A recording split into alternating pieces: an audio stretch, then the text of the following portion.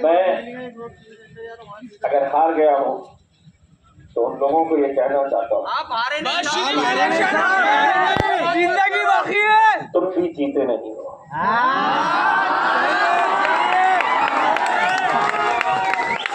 तुम जिंदगी भर जब भी कभी ईमानदारी के साथ अपने दिल पर हाथ रखेंगे तो जिंदगी भर तुम्हें ये दर्द सताएगा कि इस शहर से मुसलमानों की क़यादत खत्म करने में मेरा भी हाथ था। ये गुनाह लेकर तुम जिंदगी भर जिएंगे। अगर तुम्हारा ज़मीर जिंदा है तो तुम्हें यह एहसास बार बार होता रहेगा। आज इम्तियाज जलील अगर हारा है तो शायद तुम इस बात की खुशी मना रहे होगे। मैं जो चाहता था, इम्तियाज जलील यहाँ से नहीं जीतना चाहिए, उसमें तुम्हें कामयाबी मिल गई होगी। लेकिन एक बात कहना चाहता हूँ, संदीपान भुमरे जीतने के बाद भी इतनी सारी मोहब्बत वो लोगों की नहीं पा सकता कि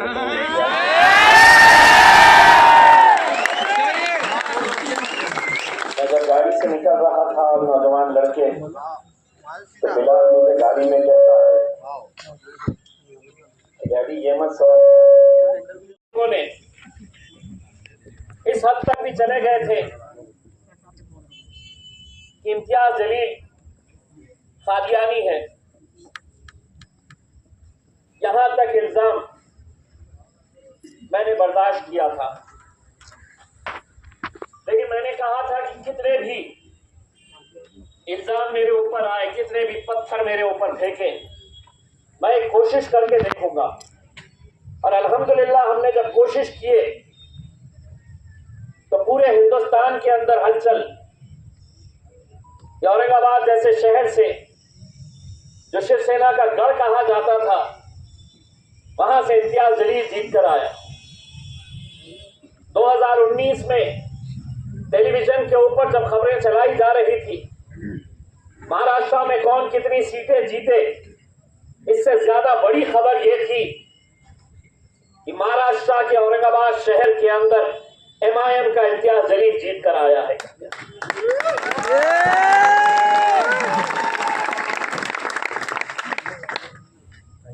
दस साल आपने देखा, पूरी ईमानदारी के साथ हमने काम किए। जहां जिस मुद्दे को उठाना है उस मुद्दे को उठाए। पार्लियामेंट के अंदर पिछले 20-30 सालों का रिकॉर्ड निकाल कर देखिए, किसी ने इतने मुद्दे नहीं उठाया जितना हमने उठाए। और अल्हम्दुलिल्लाह ये हमारी जुर्रत थी, हमारी हिम्मत थी, हमारी ताकत थी, आप लोगों की वजह से कि जिस पार्लियामेंट के अंदर 300 से ज्यादा उनके MPs भारतीय जनता पार्टी के बैठते हैं, वहां पर असद भाई के बाद अगर किसी ने जुर्रत की नरेंद्र मोदी की आंखों में आंखें डालकर सवाल करने की तो वो आपका भाई, आपका दोस्त इम्तियाज। अभी कुछ दिन पहले जब उत्तर प्रदेश का योगी आदित्यनाथ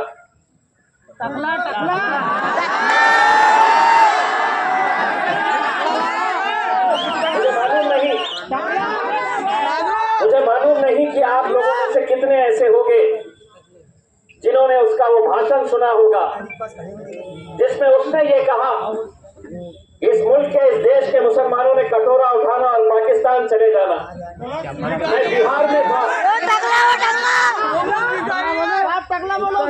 बिहार में था, और मैं एक सभा के लिए जा रहा था। किसी ने मुझे व्हाट्सएप के ऊपर वो भेजा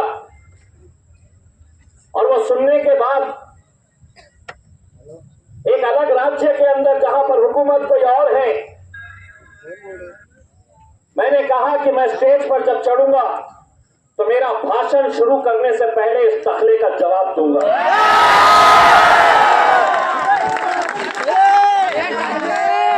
आज अगर आप सोचेंगे बताइए कि हिंदुस्तान के अंदर ऐसा कौन सा नेता है जो इस तरह की भाषा के अंदर उसको जवाब देगा।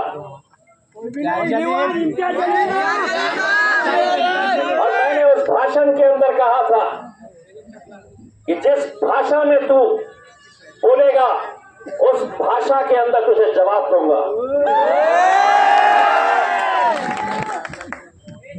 हमारा गुनाह क्या है? हम आपकी आवाज बनकर खड़े रहे। हमारा गुनाह क्या है कि हम आपके लिए लड़े, हम आपके लिए खड़े रहे। कोई गैर अगर मेरी मुखालिफत करता मुझे इतना दुख नहीं होता, इतना अफसोस नहीं होता।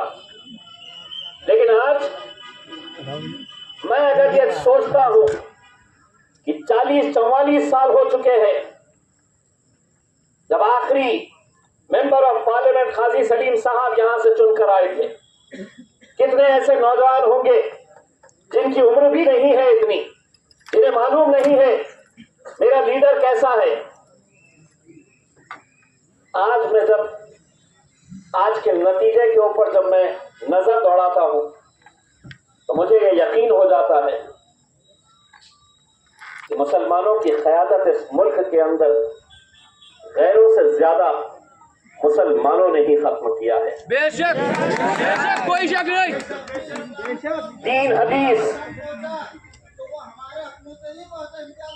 3 हदीस की बातें करने वाले अपनों ने ही लूटा। कौम और मिल्लत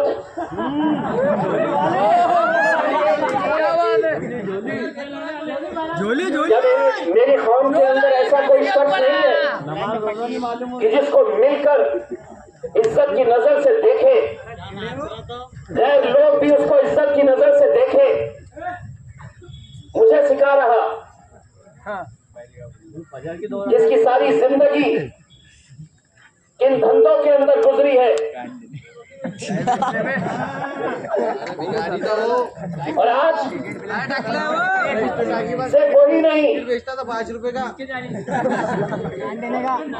यहाँ से इलियास पहलवान मैं इज्जत करता था, लेकिन जिस दिन मैंने उस अखबार के अंदर, उर्दू अखबार के अंदर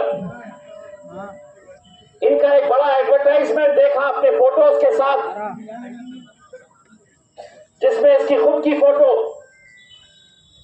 सालिक हसन खान ओस्मानाबाद से आया हुआ, अबू बकर रहबर। 2014 में जब मैं खड़ा हुआ था, इसी पहलवान के घर में एक अखबार छापा गया था, उर्दू का अखबार छापा गया था, लोगों को ये बताने के लिए कि असदुद्दीन अवैसी महाराष्ट्र के अंदर नहीं आना चाहिए, इम्तियाज जलील को कतई वोट नहीं देना चाहिए। क्यों नहीं देना चाहिए? पूरा अखबार निकाला गया था। यही लोग